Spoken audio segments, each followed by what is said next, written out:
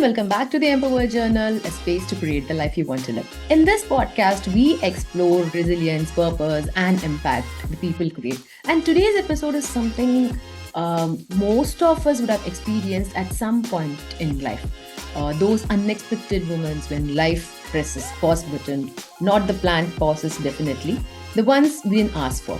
Sometimes through illness, sometimes through the career shift, sometimes through moments that shake us deeply and force us to rethink everything around us.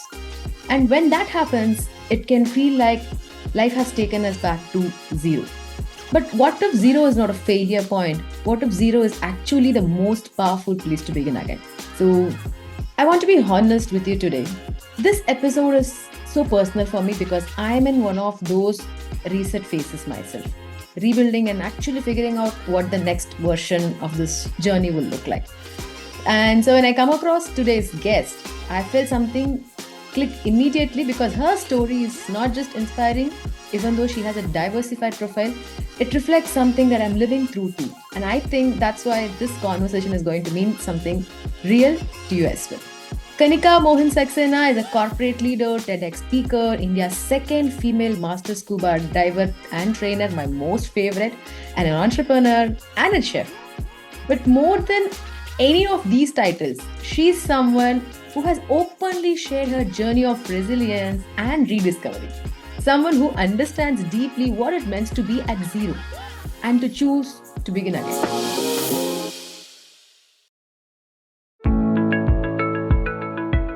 Kanika, before we begin, I want to take a moment to thank you for saying yes to the conversation. I know how busy life can get, so it truly means a lot that you chose to spend your time with us and share your journey with our listeners. It is so lovely to have you here. Welcome to the Empower Journal.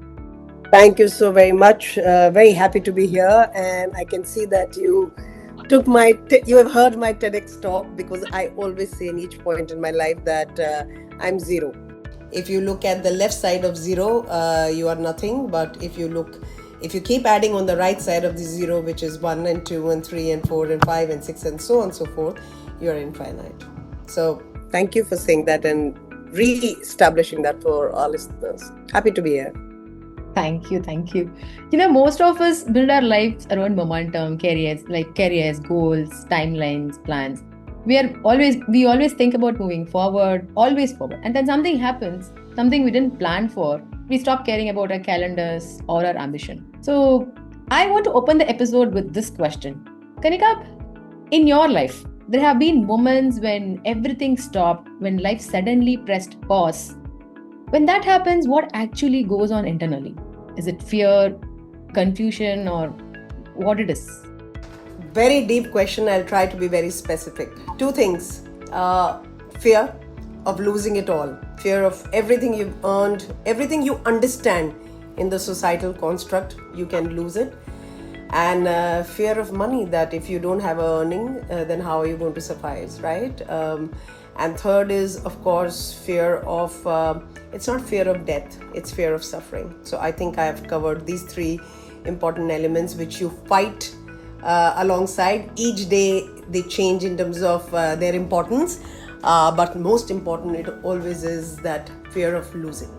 Okay, so did you find yourself grieving the version of your life you thought you would have, and what happened? One thing I try to do most days, I'm obviously not God and I have not reached nirvana, but I try to always see and be grateful for what I have than what I don't have. So on a scale of 1 to 100, I will have 97% of the things, all and which I've worked very hard for and I'm very proud of. I might not have 3, 4, 5% of those things, and I'm also grateful for that. So my gratitude will always be for things which I have, and my gratitude will always be for things I don't have.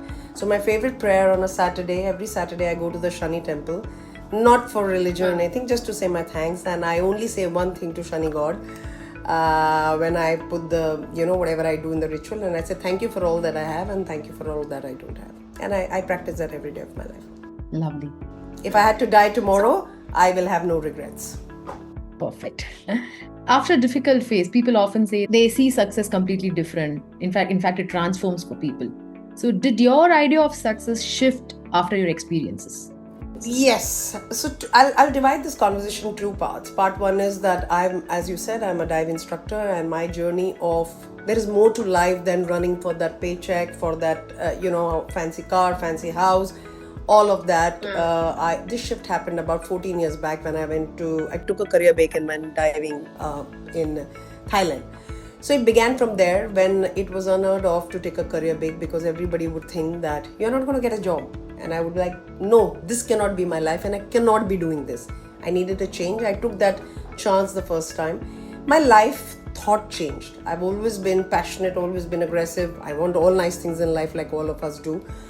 But I was very clear from that day onwards that I'll always have me time. And if that meant having uncomfortable conversations with family, or with my colleagues at work, so be it. That was the first shift. The second shift happened when I was diagnosed with breast cancer, which was in 2022. And like I was telling you, fear is something which engulfs us all. When I was diagnosed, the first thing which came to my mind was why, which is like most people, why me? Sulked for 2 days. And the third thing which came to my mind was, my God, all this what we are trying and running for, it is so pointless. And during my course of my chemos and my radiation and my surgery, when I was in the hospital bed and I needed 5 people to, pick me up, the only thing which went to my head was, oh my God, all these things which I took for granted, like getting up from the bed, walking, roaming around like that freely, was stripped off me because I needed help. And I was like, wow, I didn't even realize how lucky I am that I have, 2 hands, 2 feet. Most often we are so busy cribbing about what we don't have and others do. We don't realize the importance of what we have. From there, my perspective in life has changed. So a success doesn't mean to me that I should have a 50 crore bank account. A success doesn't mean to me that, I should have a Mercedes or a BMW. A success to me means I should have good health because I've been through something and I continue to go through some parts of the treatment. And the second part is mental peace, happiness. And the third part is, in a world, I believe, where you can be everything, be kind. Because the world is filled with a lot of not nice people, and look at the way the world is right now. So, to me, success is 1, 2, 3, which I define. If you are able to be half a decent human being and you're happy, I think that's purpose of life well lived. I'm totally speechless. Okay, so one of the things that stands out so powerfully in your journey is the range of identities you have embraced. The corporate leader, scuba diver, trainer, entrepreneur, chef, and someone who has gone through terrible times with health. Most people struggle to step outside with a single identity, especially when that identity is tied to how world sees them. Was that reinvention? Was this diversification is intentional, or did you consciously decide to become someone new, or did that happen naturally? Actually, I have followed this fundamental all my life that I change every 6 months. When I say change, doesn't mean that I become a chameleon from one to another, but I try to change and I always try to do new things. Every 2 years, I try to do something which I've never done, and it scares the shit out of me. And it makes me uncomfortable. So whether it's my diving, whether it is when I opened a restaurant, I didn't know anything about restaurant. I mean, I had zero idea. I didn't even know brick kaise lagate hain. But I learned through. But one thing I knew, that if I put my intent, my hard work, labor and money, I'll reach somewhere. And it's a learning, right? The third part is that every time I have done something new. For example, when I joined my current job, I work with Vodafone Idea. I joined a tech company. I joined the digital team. I came from media. I didn't know anything. Genuinely, I did not know anything. I taught myself. So I would study at night. I would talk to people who were far more intelligent than me. I actually chose to be a student of life, professionally, personally, emotionally, so that every time somebody is teaching me, I'm learning something new, because it's ingrained in me, and I truly believe that you don't need to be one thing. You don't need to be one person. You can have changes in career. You can have multiple identities, and you can be different things to different. So when I am an ocean warrior, I'm very, very different. When I'm in a professional setup, I'm extremely different. And when I'm in personal life, wearing a chef's hat or doing whatever, I'm very, very different. And to my mind, I think that keeps life interesting. Even a straight line is death in a hospital bed, right? It has to go up and down. And I think this teaches you, and it's something which is natural to me. I like to observe people, I like to observe life, and then as life is moving, if there are ideas and thoughts which come to me, I'm petrified first. Of course, all of us are, right? Anything which is new, which we are not familiar with, is not nice because it's not in a comfort zone. I sit, marinate, keep it in my gut. The first instinct which comes before my brain, activates and, colors my thought process. I listen to that and then I say, my one line is, if I have come so far, I will go somewhere further. And if I failed, I'll learn something new. So that's the motto I work in my life with. And every time I've chosen to follow my heart, every time I've chosen to follow my gut, I haven't failed thus far. That's such a powerful way to look at it. And I'm glad it came from you. And of course, it did landed deeply to me and of course to our audience as well. So before I ask you the next question, I want to share this with you and to the audience as well. I dive too, and I'm so happy I met a fellow diver and an instructor. And there is something about being underwater, the silence or the floating, the way the surface disappears, that gives you a perspective on life. And I genuinely cannot find that anywhere else. So, in fact, when I'm in a difficult phase, diving is one of those things that brings me back to myself. So when I learned you are India's second female master scuba diver and trainer, I know we had to talk about this. What did scuba diving teach you about life and nothing else could? And how was being underwater changed how you move through hard times? I'll divide it into three parts. How did it change me? Simply, it teaches me humility. Every time I'm underwater, I'm about 4,000 dives down in past 14 years or so. Every time my head hits below the water, the first thing is me floating in 20-30 meters, about 120 feet. And the first thing is my heart doing tuk, tuk, tuk, tuk. And the second thing is how small I am in the larger scheme of things. So what is with the ego? So it keeps my ego at check. Second, I'm going to go into a little bit of philosophy. We all do these fancy treatments in wellness spas where we go and get salt water bath and we go and do salt water dips, put salt water on our face, etc., etc. By the way, the ocean is the biggest healer. Whatever happens to you, you dunk yourself in the natural elements of the ocean, the depth of the waters, the rhythm of the waters. They have psychological and physical impact on you. And this is not me talking in a mumbo jumbo, but this is proven scientific philosophy. Yeah. The third part, ocean teaches me resilience. Every dive you do is never the same. Like I've dove in spots which is, I must have dove 50 times in the same spot. Every dive, the tide is different, the path is different, the time you spend down is different, the experience you have is different.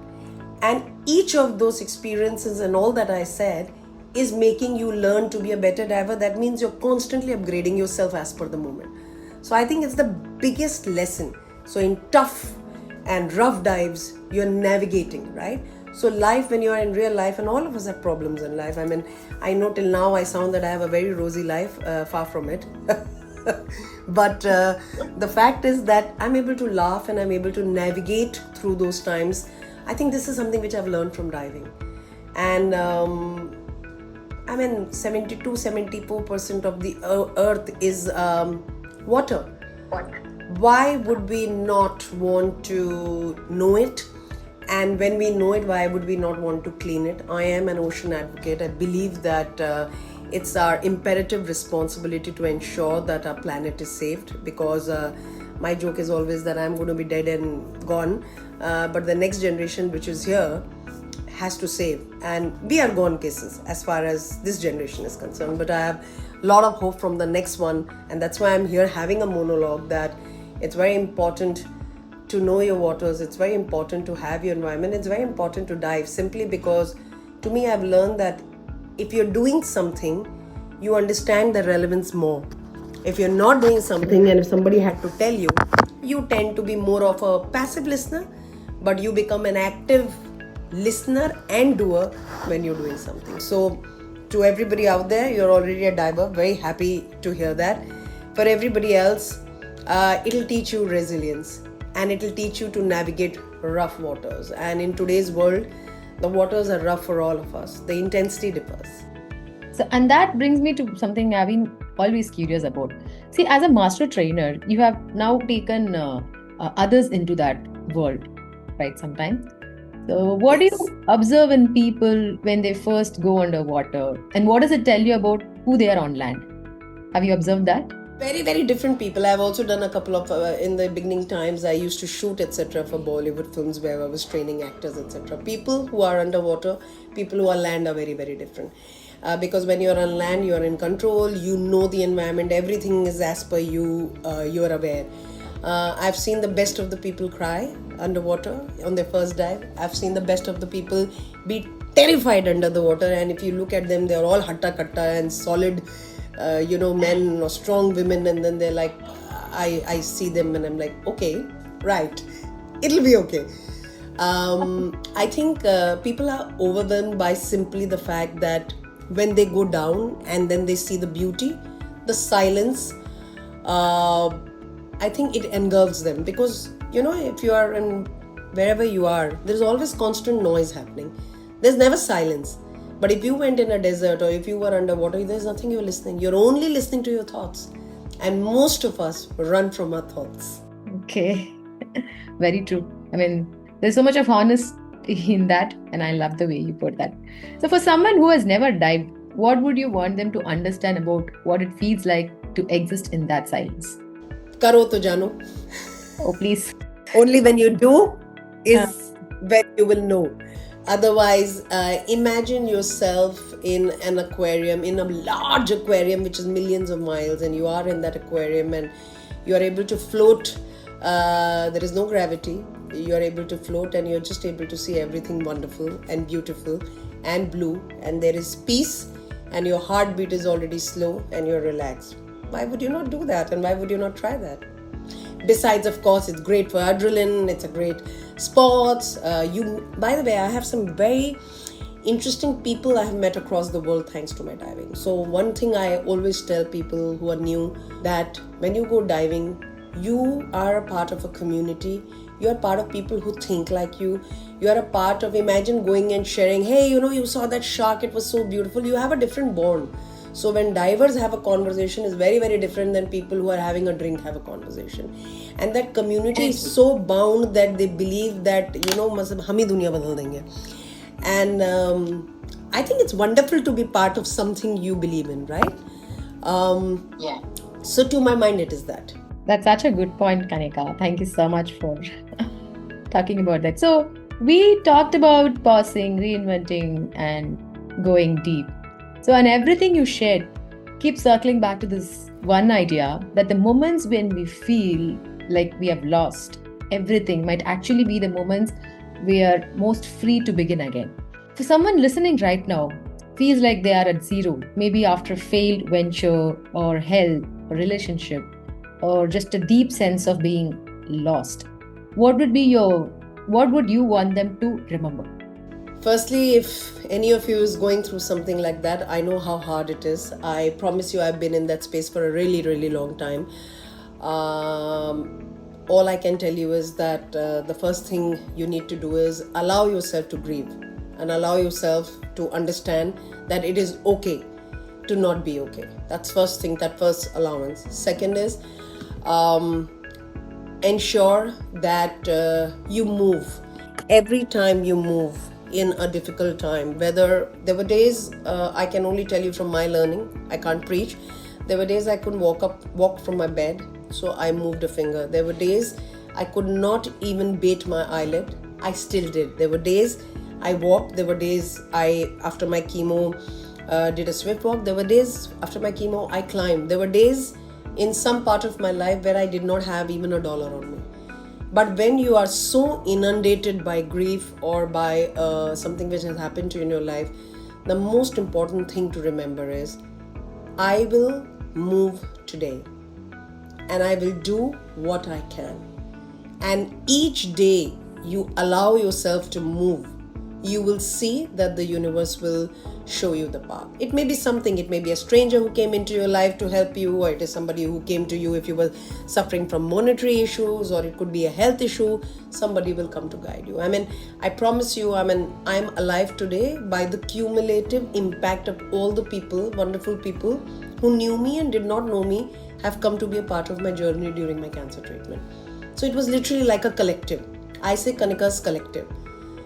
So, but the only thing which you have to allow, first point, is surrender.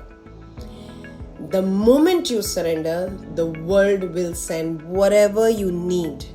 Physical, mental, emotional, love, affection, whatever those categories are, and you will find a path. Okay. So it's not an easy place to be. No, absolutely. Who said it was easy? I said this very easily, but it's taken years of my life to be where I am, right? It requires a lot of, I also flounder, I also fail. There are days I say, why me? Why can't my life be easy? And I had 500 crores. Of course, all of us, right? Or why can't I could not have good health? Why do I have to struggle every day? But then again, I have to bring myself back and I have to center myself and say, I move today. It's simple. You move, you open the universe, and second is your surrender. All of us, and I'm somebody we don't know each other. For people who would know me, will turn back and say, I'm not somebody who can take help. I'm very difficult. I will help everybody and anybody, but if I find it very hard to take help. When I went through cancer, the first thing I had to learn was to take help, because I couldn't do it myself and I live alone. So I had my friends who came together. We had a group, Kanika Needs Help, where everybody came, and all my friends, and then there'll be a bunch of them who would take me to chemo, a bunch of them would be in the hospital, some I would be sitting with, they were rotating me in their homes, everybody else went to the hospital for surgery and so on and so forth. It was a 1.5 year treatment. And even after that, when I went, and this was for somebody who's never taken help. So first thing I had to do was surrender. The second thing I had to do was, it's okay to be vulnerable. It is all right, I need help. It doesn't make me less.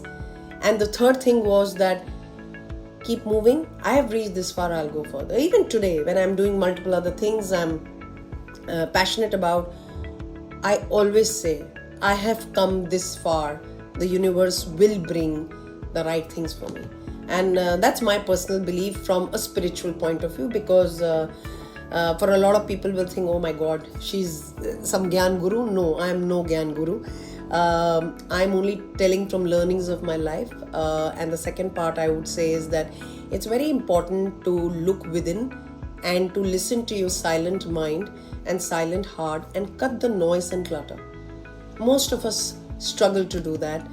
And when we are able to do that, and it's not easy, if you are able to do that, I'm sure you will find the next step forward in life. There may be someone listening right now who really needs to hear this. So, Kanika, is there a practice, a ritual, a mindset that you return to? What you need to find your way? Like, what do you want to tell people, like when they are stuck? I'll say two things. Keep moving. Keep moving, which is your mental state. No matter what, keep moving. Don't let life drag you down. Because when life drags you down and you do not move, you will have less of energy, you will have less of excitement, and you will have less of things to do. Dream big. Whatever you envision your life for, whatever. Just dream big. If the Nepal Prime Minister could be a rapper and an engineer, then we all have hope in life, right? And I'm not being sarcastic here. I mean that possibilities are endless, right? The third part is, if you are struggling, sit with yourself. Heal your traumas, heal what is gone wrong in your life. We all are a sum total of our lives, right?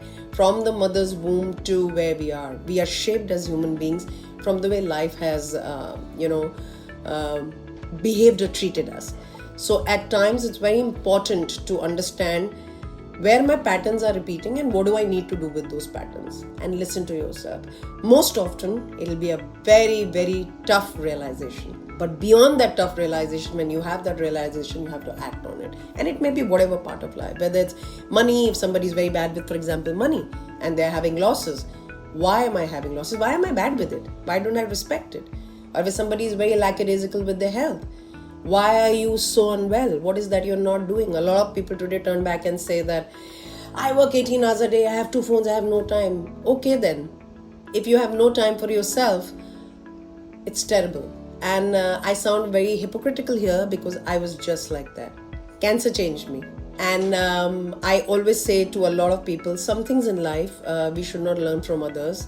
It is all given. Good health, good mindset, good friends, good thoughts will always keep you afloat. And most important, this is specifically for women. Please, please, please have a set of friends who are your support mechanism, who will stand by you, who will work with you, who will lift you, who will lift your spirits, and who will be happy for you when you are not happy for yourself. I think that's the most important part, to have a set of people whom you can rely on. Yeah, it's a luxury in today's time, and for that, I'm very, very lucky by God's grace. Oh, well, I mean, of course, you lighten the way, but I asked this because I'm sitting in a version of zero right now myself, and this answer has given me more than I expected. Thank you. I explained to you that if you are on zero, actually you are in great space, and a lot of us should be on zero, because that is when you are back to recalibrating, and you can have whatever version of life you want, but that version of life cannot be as per society, mommy, daddy, husband, children, this, that, or the other. That version of society has according to you, and you can do whatever you want with it. So it's a great slate to begin with. So kudos to you. Okay, so Kanika, we have gone very deep today, maybe more than 22 meters, I would say, and I mean that in every sense of the word. Before we close, I want to shift gears completely because we are going on rapid fire. First thing that comes to mind, no overthinking, no editing, no going back. Just you and filtered version. Ready? Done. All right. Oceans or mountains? Oceans. Okay. One word to describe life at zero. One word only. Awesome. Okay. The last thing you unlearned that changed everything. I am going to die anyways. Okay. No explanation needed. Scuba or the boardrooms? Which one demands more courage? Scuba. Okay. This one will definitely make people smile. The one person who believed in you before you believed in yourself? My sister, Shimona. Every time it was difficult and the world said, you are absolutely batshit crazy, she was one person who turned back and said, you go and do it and ensure that people are wrong. And for that, I will be endlessly grateful. Okay. Morning ritual you cannot start the day without? Coffee. Okay. Something you used to chase that you have completely let go of now? Designer bags, titles, designations, and fancy cars, and a lot of money. I love the cue. Designer bags, titles, designation. I said it exactly in order of priority, and that of a woman. If you could dive anywhere in the world tomorrow, where? I want to dive in Mariana Trench, of course, for the mysticism it has. Okay. Hopefully, I'll get the confidence to get there eventually. And the last question, one line you would tell every woman standing at zero right now. Okay, for all my women listeners, be very badass. Love yourself, love your life as you would love everybody around you. Our society teaches us to love our parents, husband, son, this, that, or the other, but it never teaches us to love ourselves. So for you, I'll say be badass, love yourself, love your career. If you're a homemaker, fair enough, respect, love your home, but be who you are and be the best. Perfect. Every single answer was. That last one especially. I think a lot of people needed to hear that today. So, Kanika, we have come to the end of the show, and I usually give a beautiful closure to all my guests, but this has been a bold and a beautiful conversation. And I mean that not just as a host, but as someone who's genuinely needed to hear what you shared today. And my takeaway from this is simple but profound. Because zero is not the absence of something, it's this space where something new begins. And maybe the bravest thing any one of us can do as founders, leaders, homemakers, like as a human beings, is to stop running away from zero and start trusting it. Hell yes. Thank you so much for putting it beautifully. And thank you for sharing your journey so openly and honestly with such grace. I was totally awestruck. And I know this conversation is going to stay with a lot of people who are listening right now. Before we wrap, where people can find you, follow your journey, and learn more about the work you're doing, please do share with us. Okay, so I'm always available for anybody and everybody if they need me. That is one motto of my life, is to help people as I have received help. So that's number one. Number two, I am found on Instagram as _ Lady Nemo. No surprise for that. It's LADYNEMO. I'm found on LinkedIn with my name Kanika Mohan Saxena. So if you need to get in touch with me, ping me. I'm always happy to interact. I'm sure I will learn something from you more than you will learn from me. All right. So to everyone listening, thank you so much for being here. If this episode moved you, share it with someone who needs right now. The most powerful thing we can do for someone at zero is remind them that it's not the end, it's just the beginning. Until next time, keep creating the life you want to live. I'll see you in the next episode. Nandri.